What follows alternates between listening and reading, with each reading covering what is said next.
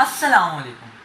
My name is Zain Sufi and the topic of my presentation is regarding the role of marine biodiversity in our environment. The role of marine biodiversity in our environment is an important factor of life found in oceans and seas.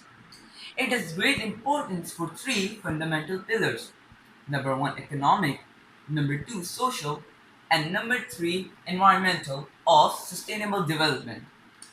The role of marine biodiversity in our environment can be discussed in the following points. Number one, the ocean is one of the main bank of the world's biodiversity. It constitutes over 90% of habitable area on planet Earth and contains 250,000 species.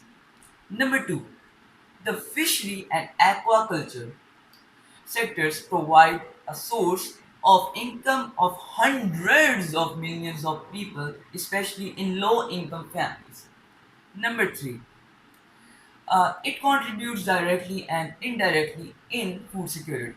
Number four, marine ecosystems provide many services for coastal communities such as clean water, livelihood, and forest products.